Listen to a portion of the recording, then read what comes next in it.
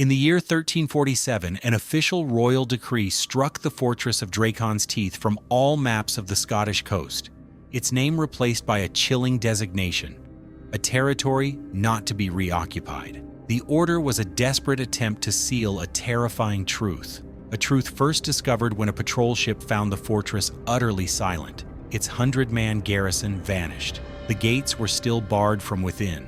The walls showed no sign of siege, yet they were scored with impossible, claw-like gashes. Inside, a scene of ferocious battle, but no bodies. The official record, whispered only in the highest circles, presented a horrifying paradox. The garrison entered into combat with an invisible opponent and perished. This is the story of that fort, and the revelation that some structures are not built to keep invaders out, but to contain a horror that was already there. This channel is an expedition into the darkest, most forbidden chapters of maritime history. To ensure you are on board for our next voyage into the unknown, subscribe and join our global crew of chroniclers. Announce your port of call in the comments below, and let us know from where in the world you are joining our search for the truth. The Fortress of Dracon's Teeth, a gnarled fist of stone thrust defiantly into the churning waters of the North Sea, was not merely a stronghold, it was a promise of vigilance, of unyielding guard against any who would dare approach the Scottish coast with hostile intent. For generations, its thick walls had rebuffed raiders, its beacon light a familiar comfort to beleaguered mariners. But in the cruel winter of 1347, as the world shivered under a pall of pestilence and war, Dracon's Teeth fell silent, a silence not born of peace, but of an unnatural, profound stillness that would forever haunt the northern winds. It was the patrol vessel, the Grey Gull, a sturdy cog built for the unforgiving northern waters, that first encountered this chilling quiet. Her captain, Alistair MacLeod, a man whose gaze was as sharp and unwavering as the flint in his home hearth, had known Dracon's Teeth for 40 years. He knew the rhythmic clang of the smithy's hammer, the distant shouts of the sentries, the faint, comforting wisp of smoke from its hearths, a plume against the perpetually gray sky. Today, as the Grey Gull cut through the choppy, leaden waves, there was nothing. No smoke, no sound, no sentinel upon the battlements. Only the raw, biting wind and the mournful cry of distant gulls, now strangely muffled, as if even the air itself held its breath. MacLeod, his hand tightening instinctively on the hilt of his dirk, felt the hackles rise on his neck. "Something's amiss," he rasped to his first mate, a burly, superstitious Highlander named Duncan. Duncan merely grunted, his own eyes, usually keen and observant, wide with a dawning dread. The Grey Gull drew closer, her sails luffing, her timbers groaning, the only sounds in a world suddenly devoid of life. The fort's great gates, iron-bound and formidable, stood closed. No banner flew from the mast. No guard hailed their approach. It was as if the very stone had swallowed the 100 souls within. After several unanswered hails, their voices swallowed by the wind and the oppressive silence, MacLeod made his decision. "Lower the longboat," he commanded, his voice tight. "We go ashore." A small party, armed and wary, rowed towards the rocky beach, their oars dipping silently into the frigid water. The sand, usually tracked by the heavy boots of the garrison, was undisturbed, save for the wind's ephemeral patterns.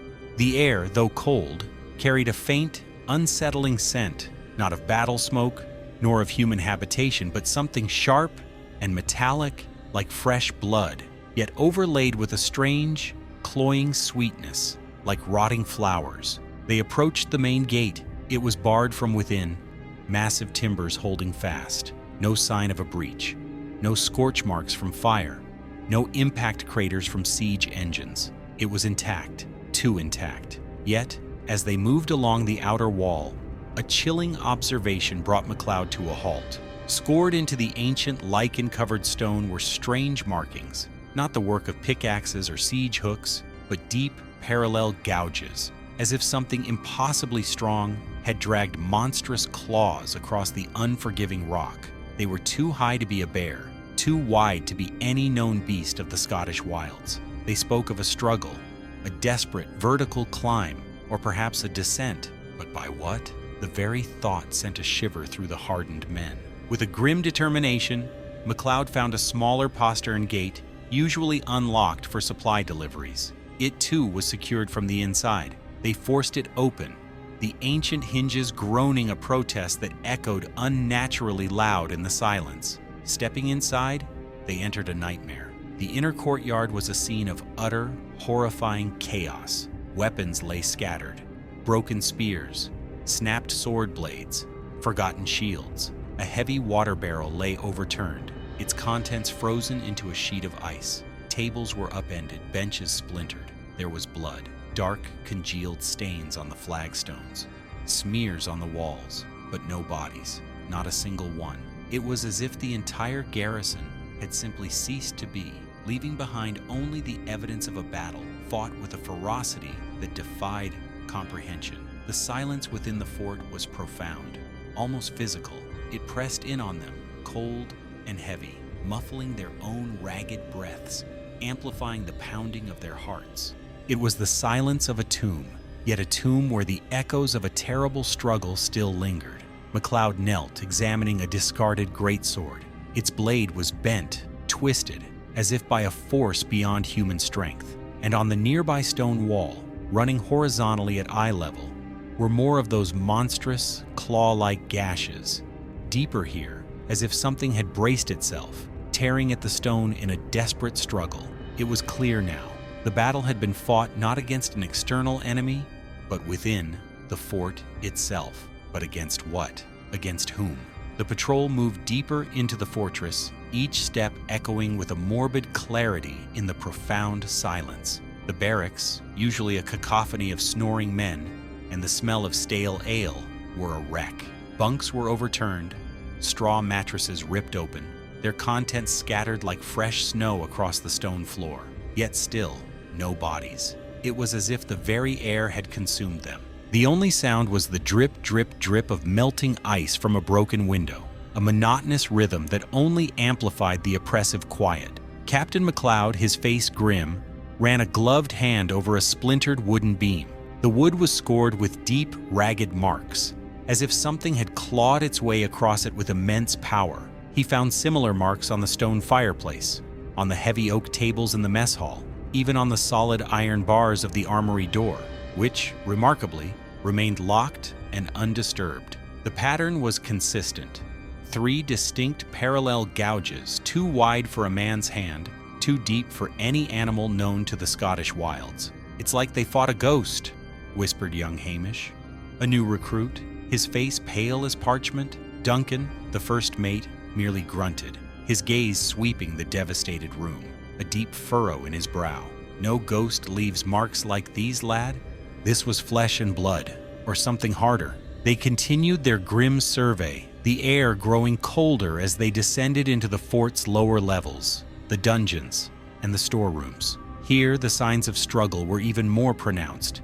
In a dark, cramped passage leading to the deepest cellar, they found it. A single, solitary figure, huddled in a corner, half buried under a collapsed pile of crates. He was a man, barely alive, his breath shallow, his body racked with tremors. It was Thomas, a young pikeman, known for his quiet demeanor and devout faith. McLeod knelt beside him, his voice gentle. "Thomas, lad, what happened here? Where are the others?" Thomas's eyes, wide and unfocused, stared past McLeod into some unseen horror.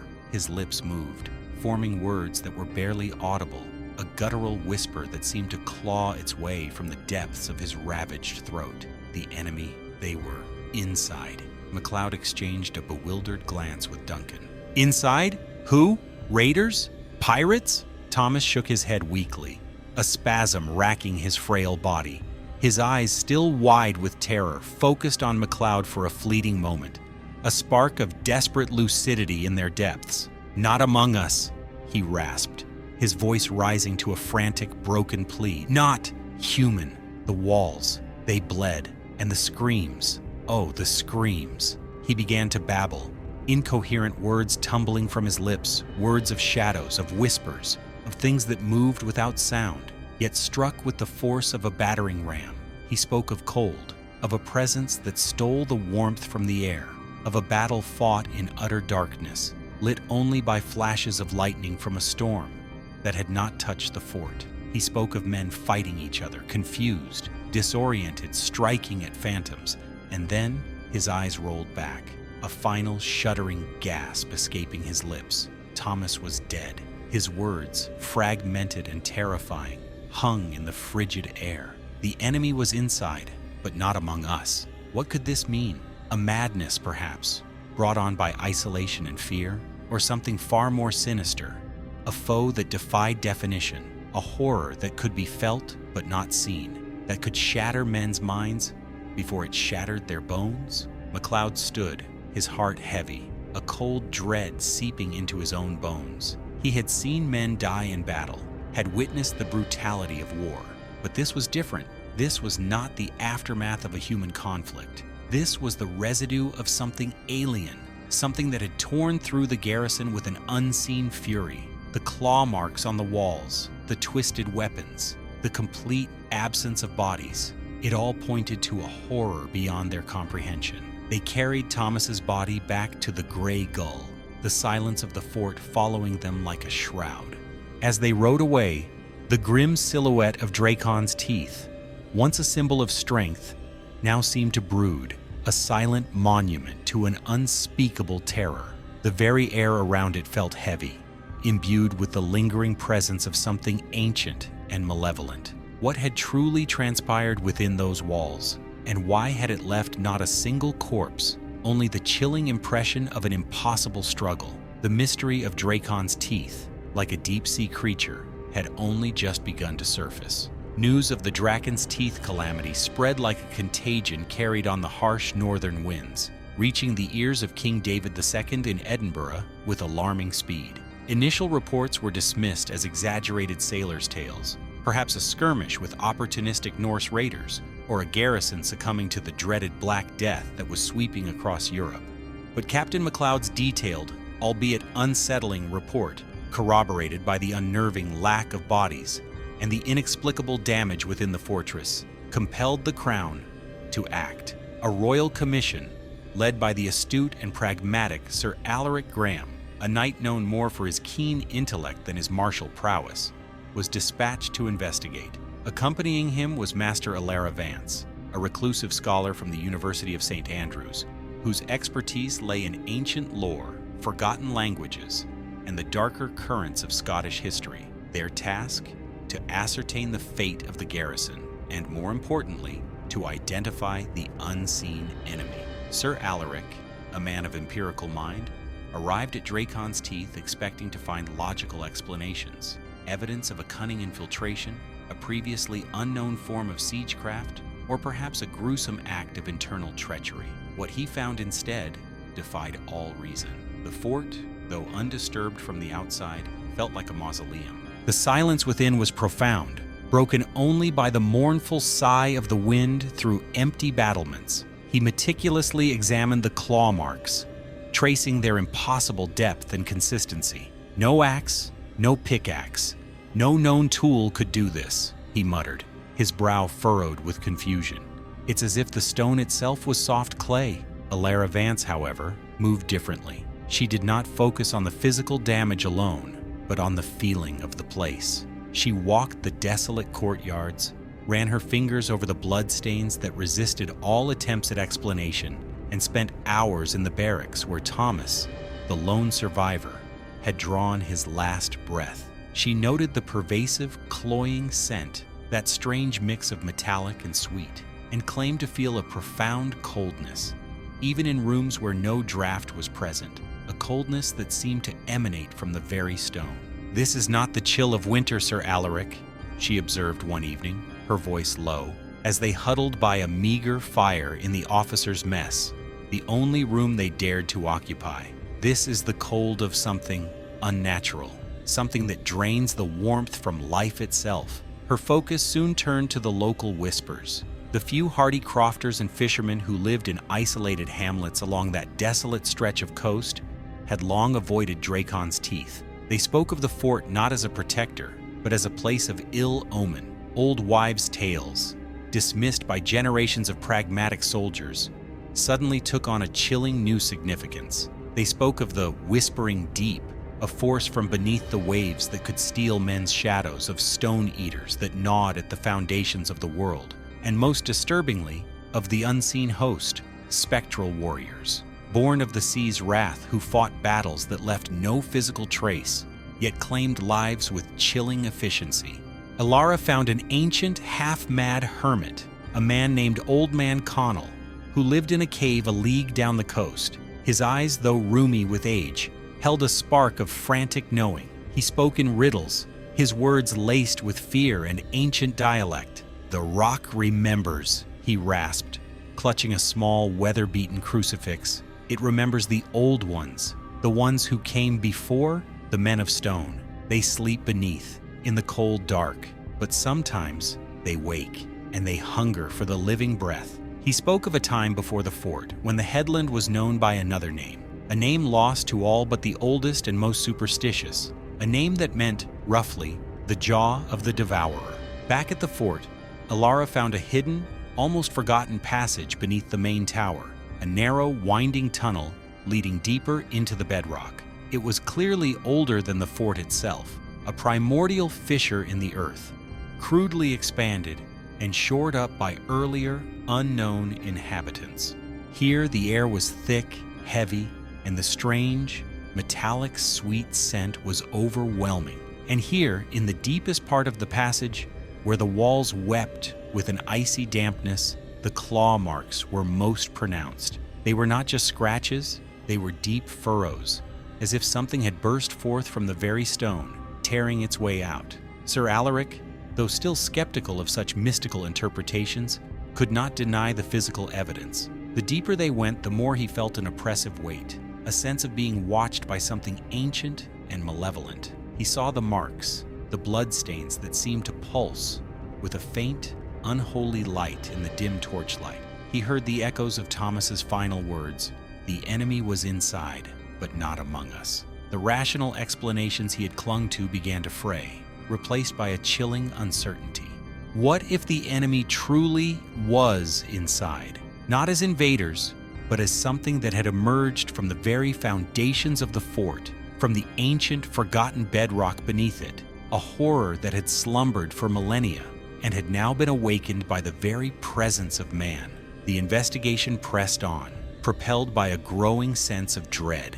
Sir Alaric, despite his ingrained skepticism, found himself increasingly unnerved by Master Vance's pronouncements and the unyielding strangeness of the evidence. The fort was a paradox, untouched from without, yet devastated from within. The claw marks, etched into stone and wood alike, were too consistent, too powerful, to be dismissed as mere vandalism or the work of desperate men. They suggested a creature or creatures of immense, unnatural strength, capable of rending solid rock. Alara Vance, meanwhile, became fixated on the fort's deepest foundations, particularly the ancient pre-fortification fissure she had discovered. She spent hours in that cold, damp passage, tracing the bizarre claw marks, collecting samples of the strange, gritty earth that clung to the walls. Her studies of ancient texts and local folklore spoke of chthonic entities, beings of the deep earth and elemental furies that could manifest from the very fabric of the landscape. She theorized that the fort, built atop this ancient, unsettling geological feature, might have inadvertently disturbed something that had lain dormant for centuries, perhaps even millennia. The lone survivor, Thomas, his last words echoing in their minds, became a focal point of their theories. The enemy was inside, but not among us. Alara interpreted this not as a reference to a hidden human foe, but to an entity that was inside the very structure, inside the stone itself, yet fundamentally not human. She posited a horrifying concept. What if the garrison hadn't been attacked by an external force, but by the fort itself, or rather, by something imprisoned within or emanating from its ancient foundations? To test this chilling hypothesis, Sir Alaric ordered a small, isolated section of the fort's oldest wall, near the base of the main tower, to be carefully dismantled. It was a painstaking, dangerous task, as the stones were massive and deeply set. As the masons chipped away, a faint metallic tang, like that of old iron and something else, something deeply organic and unsettling, grew stronger. The air grew colder, and even the hardened masons complained of a pervasive sense of unease, of being watched by unseen eyes. Finally, they breached the innermost layer. What they found was not a hidden chamber, nor an ancient relic, but a terrifying anomaly. Within the solid, ancient stone, running like dark, pulsating veins through the bedrock itself, were strange, fibrous growths. They were unlike any known mineral or organic matter, a web of dark, root-like structures that seemed to be slowly, inexorably growing into the stone, absorbing its very essence. And on the inner surface of the cavity, perfectly preserved, were more of those monstrous, three-pronged claw marks, as if the entity had just recently burrowed its way out from within the rock. This discovery sent a jolt of primal fear through Sir Alaric. The marks were not on the surface of the stone, but within it, indicating that the source of the damage was not an external force, but something that had emerged from the material itself. It lent a horrifying plausibility to Alara's wilder theories. The Stone Eaters of local legend, perhaps, or something that could manipulate the very fabric of the earth, twisting it to its will. The most disturbing aspect was the silence. The complete, utter eradication of 100 armed men without a trace, without a body, without a single scream heard by any distant fisherman.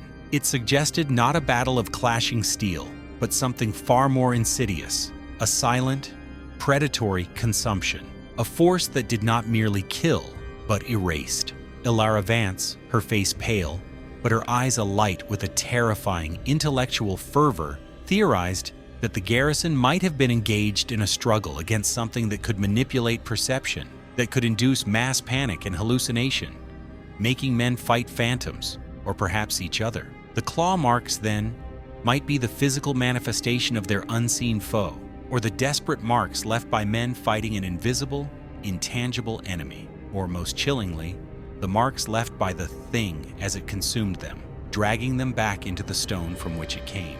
The fort was not just a battleground. It was a hunting ground, a larder, a monstrous living tomb. The implications were staggering. If the enemy was not something that could be seen or fought with steel, but a presence that manifested from the very earth, how could any fortress stand? How could any man be safe? Dracon's Teeth was not just a fort.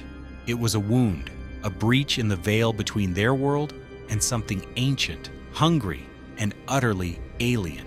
If this descent into the chilling unknown has tightened its grip on your imagination, and if the whispers of the abyss stir a primal awe within you, then lend your hand to our cause. Like this video and subscribe to the Maritime Chronicler for more journeys into the half-forgotten truths of the deep. Your support fuels our expedition into the heart of maritime mystery. The Royal Commission's report to King David II, drafted by Sir Alaric Graham and heavily influenced by Ilara Vance's insights, was a document of unprecedented and disturbing nature.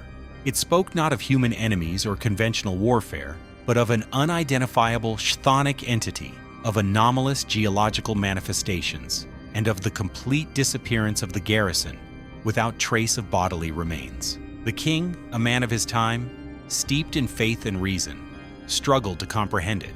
A fortress built of the strongest stone, manned by 100 of his finest, simply vanished, not destroyed, but consumed. The crown, facing a kingdom already reeling from plague and internal strife, could not afford widespread panic. The official explanation for public consumption was a swift and brutal raid by a hitherto unknown, highly organized band of northern raiders, who had cunningly spirited away the bodies for unknown purposes. A lie, but a necessary one, crafted to maintain order. Privately, however, King David was deeply troubled. He consulted with his closest advisors, with bishops and scholars, seeking answers that none could provide. The fort of Dracon's Teeth, once a strategic bastion, was declared cursed. Royal decree forbade its reoccupation.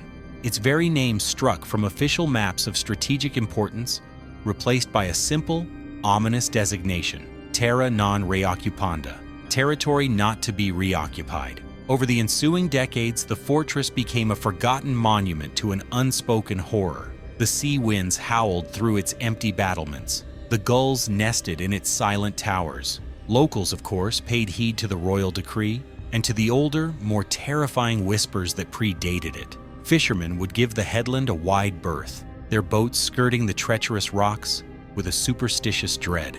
No shepherd dared graze his flock on its blighted slopes. The very air around Dracon's Teeth seemed to hold a palpable chill, a lingering malevolence that seeped from the stone itself. Yet silence is rarely absolute in the annals of such profound mysteries.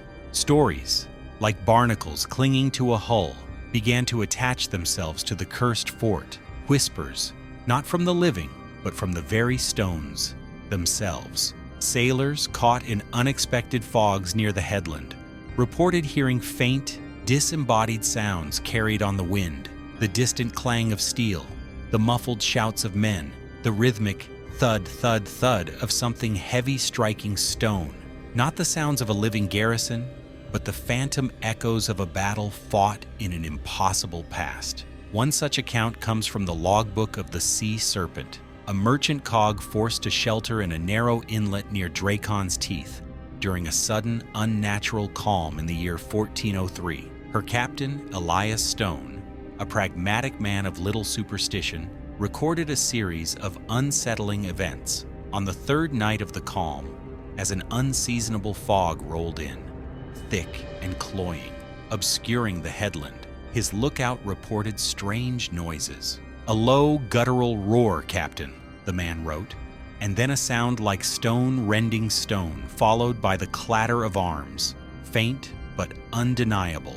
Captain Stone, initially dismissing it as the creaking of his own ship or the trickery of the fog, ordered extra watches, but then his own sleep was disturbed. He awoke to a profound, bone-chilling cold that permeated his cabin, and the distinct sound of heavy footsteps pacing the deck directly above him, accompanied by a faint, rhythmic scraping. Yet when he rushed topside, the deck was empty, save for the silent, watchful forms of his terrified crew.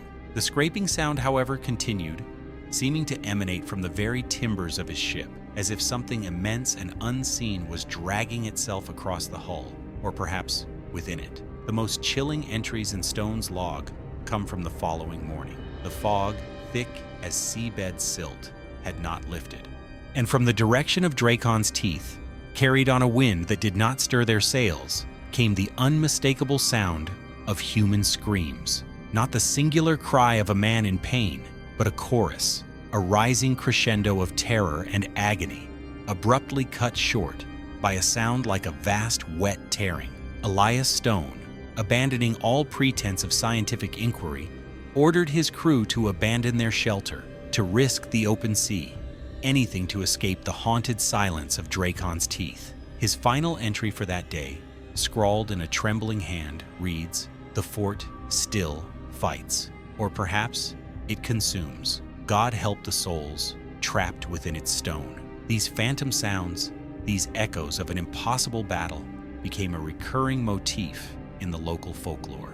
Fishermen would report seeing strange, shimmering lights deep within the fort at night, not the steady glow of a lantern, but a chaotic, flickering pulse, like a struggle dimly glimpsed through a veil. Some claimed to hear the phantom commands of a captain, urging his men to fight, followed by the desperate cries of soldiers, and then that horrifying, wet, tearing sound. Modern maritime historians, such as Dr. Eleanor Finch from the University of Edinburgh, studying these centuries-old accounts, often attribute them to the power of suggestion, the isolation of the sea, and the human mind's tendency to create patterns from noise. Yet Dr. Finch herself, in a rarely cited private correspondence, admitted to a certain unease. The sheer consistency of the accounts across centuries, from disparate sources, is troubling, she wrote. It's as if the fort acts as an acoustic echo chamber, playing back a single horrifying event over and over again. But what kind of event leaves no trace, yet carves itself into the very fabric of time and stone? The question lingers, a cold whisper on the northern wind. Is the garrison truly gone, or are they, in some horrifying, eternal loop, still fighting an enemy that was never truly identified? And if so, what power holds them in that unending, silent struggle?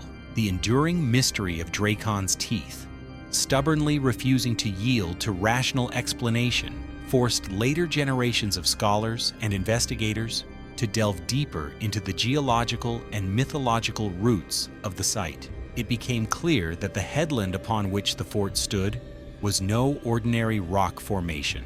Geological surveys conducted in the early 19th century, spurred by a brief, ill-fated attempt to re-establish a lighthouse on the site, revealed unusual seismic activity beneath the promontory. Not the violent tremors of an earthquake, but subtle, deep-seated vibrations. A low, almost imperceptible hum that seemed to resonate from the very core of the earth. Dr. Malcolm Thorne, a pioneering geologist from the Royal Geological Society, who led the ill-fated lighthouse expedition, noted in his private journals a peculiar characteristic of the stone itself. "The granite here," he wrote, "is unlike any I have encountered. It possesses a strange, almost porous quality, as if it has been leached of its very essence, and in places, it seems to pulse with a faint internal warmth, even in the coldest weather. It is as though the rock itself is alive, or has been, fed." His team reported an alarming rate of tool wear, their chisels and picks blunting with unnatural speed against the paradoxically brittle yet resilient stone. They also complained of a persistent, low-frequency hum that caused headaches and nausea and a pervasive sense of unease.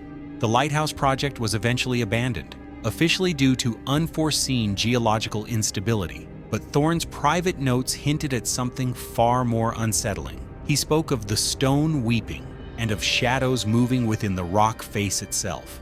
This geological anomaly dovetailed chillingly with Master Alara Vance's earlier, seemingly fantastical, theories of chthonic entities and stone eaters. Ancient Scottish and Norse folklore, often dismissed as mere superstition, began to take on a new, unsettling resonance. The tales spoke of draugr, not merely ghosts, but animated corpses, often associated with burial mounds and possessing unnatural strength, sometimes even the ability to pass through solid objects. More specific to coastal regions were the legends of the Nuckelavee, a horrifying horse-like creature with human torso, whose skinless body revealed pulsating muscles and black blood, and whose breath brought blight and pestilence. While the Nuckelavee was typically a creature of the sea, its monstrous strength and destructive aura shared a thematic kinship with the unknown force that had ravaged Dracon's teeth. But the most compelling and terrifying mythological link was to a lesser-known legend, often whispered only by the most isolated islanders, the Grindylows of the deep earth. These were not the water sprites of English folklore, but something far older, far more elemental.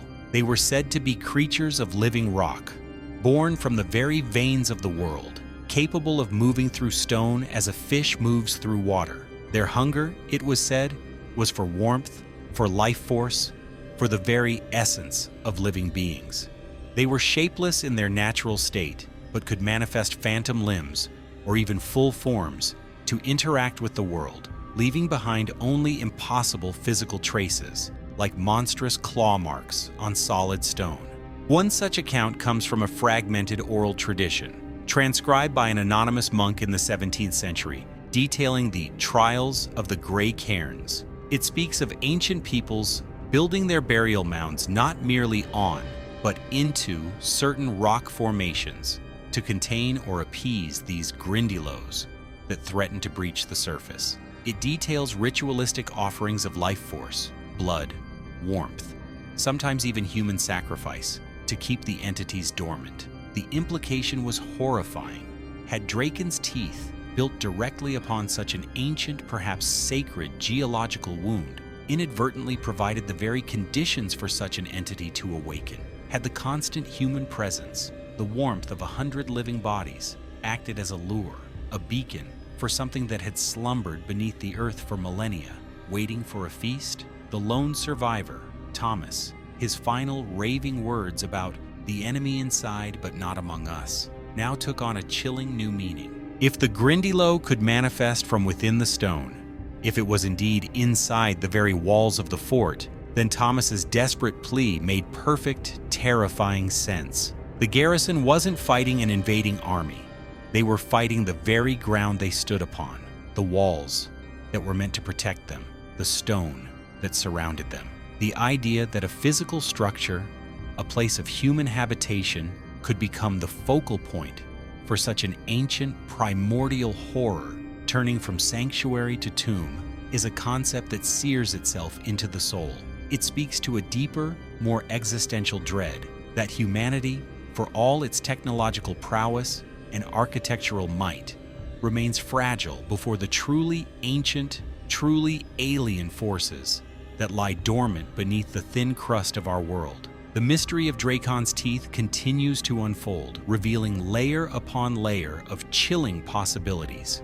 If you felt the cold grip of this tale, and if the whispers of the abyss stir a primal awe within you, then lend your hand to our cause. Like this video, and subscribe to the Maritime Chronicler for more journeys into the half-forgotten truths of the deep. Your support fuels our expedition into the heart of maritime mystery. The terrifying possibility that Dracon's teeth was not merely built on cursed ground, but was itself a kind of monstrous, living trap continued to plague subsequent investigations. The notion of a chthonic entity, capable of manifesting from or through stone, offered a chilling explanation for the absence of bodies. What if the garrison wasn't just killed, but absorbed? What if the stone itself was the devourer, its hunger satiated by the warmth and life of 100 souls? In the early 20th century, a daring, albeit foolhardy, private expedition was mounted by a collective of occultists and parapsychologists, led by the enigmatic Professor Aleister Crowley Jones, a self-proclaimed archaeo-etheric investigator. Dismissed by mainstream academia as a charlatan, Crowley Jones nonetheless possessed a singular, unwavering fascination with sites of inexplicable disappearances. He believed that certain locations acted as thin places where the veil between dimensions was weakened, allowing strange energies or entities to bleed through. Dracon's teeth, with its history of complete eradication and phantom echoes, was, in his view, a prime candidate. Crowley Jones and his small, eccentric team spent several weeks at the fort, employing a bizarre array of instruments: early electromagnetic field detectors, psychic resonators of his own design, and a battery of recording devices that captured only the howl of the wind and the ceaseless crashing of waves. Yet his personal journal, later discovered among his papers, paints a disturbing picture. He spoke of a pervasive, soul-numbing cold that defied the ambient temperature, and of a pressure as if the very air were solidifying. He noted that their scientific instruments, though robust, frequently malfunctioned, their readings fluctuating wildly, often spiking when no apparent source was present. His most unnerving entry details an experiment conducted deep within the ancient fissure below the main tower, the same passage Alara Vance had explored centuries prior. Crowley Jones had set up an array of sensitive audio recorders, hoping to capture the phantom sounds reported by local folklore. For 2 nights, there was nothing but static and the distant rumble of the sea. But on the 3rd night, as a violent storm raged outside, he described a sudden, profound silence within the passage, a silence that seemed to swallow even the roar of the tempest. And then, the recorders began to pick up something else, a low, rhythmic thrumming. Crowley Jones wrote, his handwriting visibly trembling. Not a sound, but a vibration, felt more in the bones than the ears. It intensified, growing into a deep, resonant groan, as if the very earth were in agony. And then, within that groan, came other sounds, faint, distant, yet utterly unmistakable. The clatter of steel on stone, the sharp, desperate shouts of men. And then, the screams. Not the screams of pain, but of pure, unadulterated terror, abruptly cut short.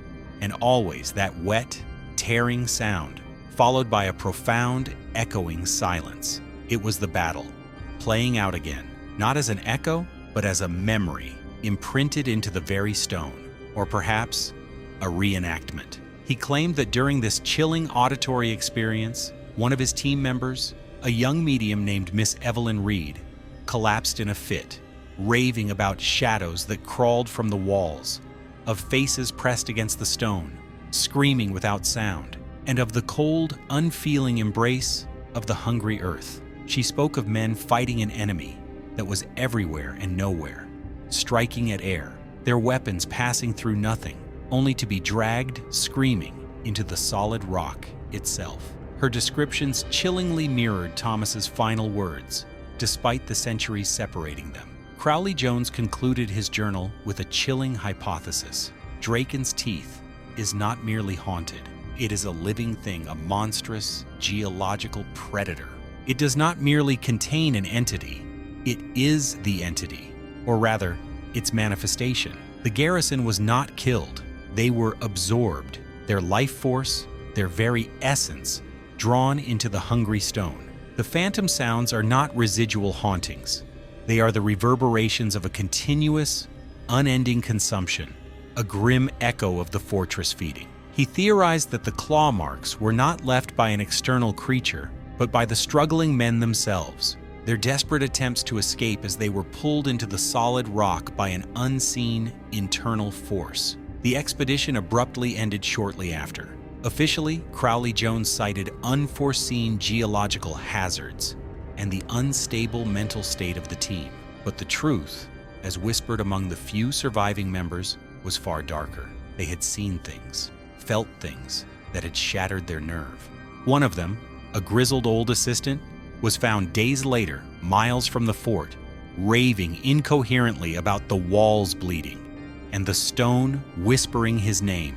He died shortly thereafter, his body strangely desiccated, as if something had drained the very life from him. The grim legacy of Draken's teeth continued, its silence now imbued with a deeper, more terrifying meaning. The fortress stood, a silent sentinel, not guarding the coast, but guarding a secret of profound existential horror, a place where the earth itself had turned predator, and the boundary between solid ground and hungry abyss had blurred into an unspeakable, living nightmare. The question was no longer what killed the Garrison, but how long had it been waiting, and how many more might it claim? The tale of Draken's teeth, though shrouded in official silence, persisted in the undercurrents of local legend and academic fringe. Modern parapsychologists, drawing on Crowley-Jones's fragmented notes, often cite the fortress as a prime example of a place with residual energy. They argue that extreme trauma, particularly that involving terror and violence, can imprint itself upon the environment, leaving behind echoes of the past. The phantom screams, the clang of steel, the desperate shouts. These, they suggest, are not actively malevolent entities, but mere recordings, replaying over time, perhaps triggered by specific atmospheric conditions or the presence of sensitive individuals. However, this residual energy theory fails to account for the most disturbing aspects of the Draken's teeth mystery: the complete absence of bodies, the impossible claw marks etched into solid stone, and the strange, inexplicable depletion of warmth and vitality experienced by those who lingered there. For these phenomena, a more radical hypothesis emerged from the realm of theoretical physics and speculative biology: the concept of an elemental predator or a lithivore.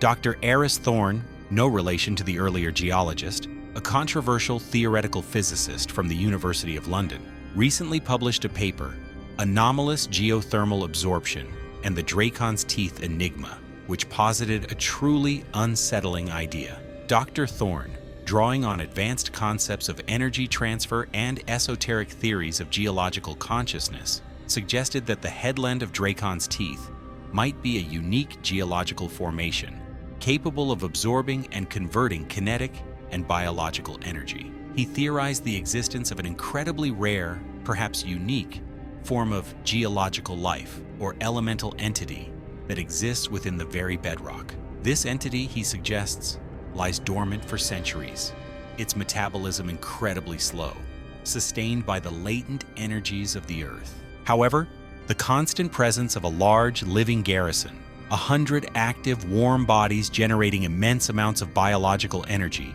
could have acted as an unwitting catalyst. The daily routines, the forging of metal, the fires, The very act of living and breathing and fighting within the fort's walls might have provided a sudden, concentrated source of energy, jolting the dormant entity into a state of active predatory hunger. The claw marks, then, could be the physical manifestation of this entity's movements within the stone, or the desperate final struggles of its victims as they were drawn into the rock, their life force absorbed. The strange cold spots reported by Alara Vance and Crowley Jones would be a direct consequence of this energy absorption, the entity quite literally draining the warmth from its surroundings. The metallic sweet scent, so consistently reported, could be a unique biological byproduct of this lithivoric process, perhaps the essence of blood and life, processed and altered by the stone itself. And the screams, the phantom battle? Dr. Thorne speculates that these could be a form of bioenergetic resonance, the final traumatic energy signatures of the dying men, imprinted onto the geological structure as their life force was consumed. The fort, in this chilling scenario, becomes a vast, silent maw, a living monument to an impossible form of predation. Further, some fringe biologists, such as Dr. Lena Petrova, a noted expert in extremophile life forms, have speculated about the existence of lithotropic organisms, life forms that derive energy directly from the consumption of rock. While known extremophiles are microbial, Dr. Petrova, in a series of highly controversial lectures, has dared to theorize about macrolithotropic entities, perhaps silicon-based life forms, or creatures so alien they defy our current understanding of biology. She suggests that the fibrous growths found within the stone by Sir Alaric's masons might have been the tendrils of such an organism, slowly feeding on the fort's foundations, and then presented with a richer, more potent energy source in the form of the Garrison, switching to a more active form of predation. The horrifying implication of these theories is that Dracon's Teeth is not merely a haunted ruin, but an active, albeit slow-moving, biological or elemental organism.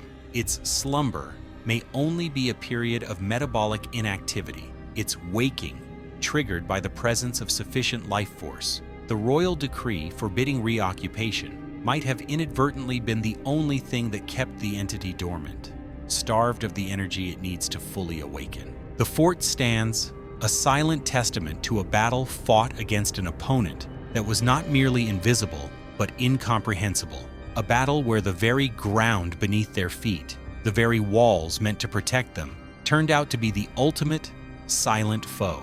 The existential dread deepens. If the earth itself can hunger, if stone can become a predator, then what true safety can humanity ever find?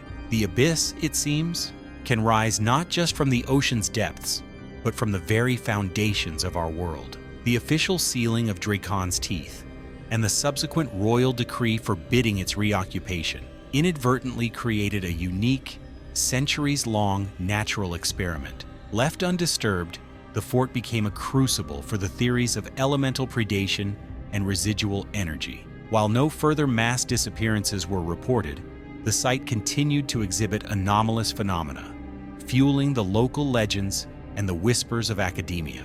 In the mid-20th century, with advances in seismology and geophysics, a covert government operation, Project Obsidian, was initiated. Its objective? To discreetly monitor the Dracon's Teeth headland for any unusual activity. The project, highly classified, due to the unsettling nature of its historical context, deployed a network of advanced seismic sensors, thermal imaging cameras, and low-frequency acoustic detectors around and within the abandoned fortress. The results, detailed in declassified and heavily redacted reports, were both perplexing and unsettling. The seismic sensors consistently detected a low, resonant thrumming emanating from deep within the bedrock beneath the fort. This was not the random vibration of tectonic plates, but a rhythmic, almost deliberate pulse, akin to a colossal, slow heartbeat. It would intensify during periods of high atmospheric pressure or during significant lunar phases, suggesting an environmental sensitivity that defied conventional geological explanation. Thermal imaging revealed localized cold spots within the fort, particularly in the deeper passages, where the temperature would inexplicably drop several degrees below ambient, even in the absence of drafts or external cooling factors. These cold spots sometimes seem to shift, moving slowly through the stone walls, as if something unseen was passing through them. Most disturbing were the acoustic readings. While the equipment was designed to filter out natural sounds like wind and waves, the sensors frequently picked up highly unusual, extremely low-frequency sounds. These were not the phantom screams of old, which might be attributed to atmospheric conditions or residual energy, but something else entirely. They were complex, almost melodic patterns of clicks, scrapes, and deep, guttural groans. Some researchers privately likened them to a form of communication, or perhaps the metabolic sounds of an unimaginably vast, slow-moving organism. Dr. Alistair Finch, a descendant of Dr. Eleanor Finch, and a lead researcher on Project Obsidian, in a leaked memo, described them as the sound of the earth itself, sighing in its sleep, or perhaps dreaming of its ancient hunger. One particular incident documented in the Obsidian Anomaly Report 7 Gamma sent a chilling ripple through the project. During a routine data collection sweep, a remote camera stationed in the fort's inner courtyard captured a momentary, inexplicable visual phenomenon. For precisely 1.7 seconds, the solid stone wall of the main barracks appeared to shimmer, its texture momentarily blurring and distorting, as if it were liquid. And within that distortion, a fleeting glimpse of something else, a dark, indistinct shape, vaguely serpentine or tentacular, seemingly moving within the stone, before the anomaly vanished. The camera's internal diagnostics showed no malfunction. The event was attributed to a localized atmospheric refraction, but the accompanying internal commentary expressed profound unease. It corroborated the old tales of shadows moving within the rock face, and lent terrifying credence to the idea of a lithivoric entity capable of manipulating its own physical state or the very fabric of the stone around it. The psychological toll on the Project Obsidian teams was also significant. Despite the remote nature of their work, many reported experiencing vivid nightmares after prolonged exposure to the site's data, dreams of being trapped within solid rock, of suffocating in an embrace of cold stone, of hearing silent screams from within the earth. A few researchers developed a peculiar, chronic fatigue, their vitality seeming to drain away over time, mirroring the symptoms of those who had encountered the fort in centuries past. These were, of course, dismissed as psychosomatic reactions to the pressure of classified research, but the pattern was too consistent to be entirely ignored. Project Obsidian ultimately concluded with a recommendation for continued, long-term passive monitoring, but with no active intervention. The final, heavily redacted report summarized, the Draken's Teeth headland exhibits unique and persistent geophysical anomalies that defy current scientific explanation. The site remains a territory of extreme caution, its inherent nature suggesting a potential for phenomena beyond human comprehension or control. Further direct interaction with the site is not recommended. The fortress stands to this day, a silent, brooding monolith against the northern sky. Its mystery unresolved, its history a chilling testament to the unknown. The official silence has only deepened its aura of dread, turning it into a modern-day forbidden zone. The question remains, is the entity beneath Draken's Teeth truly dormant, merely breathing in its slow geological sleep? Or is it still, patiently, hungrily, waiting for the next spark of life, the next Garrison, the next unwary soul, to wander into its ancient stone-bound embrace, ready to feast once more? The abyss, it seems, has many forms, and some are as solid and unyielding as the very earth beneath our feet. The tale of Draken's Teeth, whispered across centuries and examined by minds from every discipline, ultimately confronts us with the profound limitations of human understanding. We have delved into the historical records, sifted through ancient folklore, and analyzed modern scientific data, yet the core mystery remains as unyielding as the stone of the fort itself. What truly annihilated the garrison of 1347, and what, if anything, still slumbers, or perhaps watches, beneath that blighted promontory? Let us synthesize the fragments of this chilling narrative, attempting to construct a few plausible, if terrifying, hypotheses. Hypothesis 1. The chthonic elemental predation. This theory, drawing heavily from Alara Vance's early insights and Dr. Eris Thorne's contemporary work, suggests that Draken's Teeth is home to a unique, perhaps singular, geological entity. This entity, an ancient lithivoric life form or elemental consciousness, lies dormant for vast periods, sustained by ambient geological energies. The arrival of the Garrison, a concentrated source of biological heat and kinetic energy, might have triggered its awakening. The battle was not against an external foe, but against the fort itself, as the entity within the stone began to actively absorb the life force of the men. The claw marks are the physical manifestations of this entity moving through the stone, or the desperate futile struggles of the men as they were drawn into its consuming embrace. The absence of bodies is explained by complete absorption, their organic matter and energy assimilated into the entity and the very bedrock. The phantom sounds and cold spots are residual bioenergetic imprints, echoes of the traumatic consumption, replaying over time. This hypothesis is perhaps the most existentially terrifying, turning the very ground beneath our feet into a potential predator. Hypothesis 2.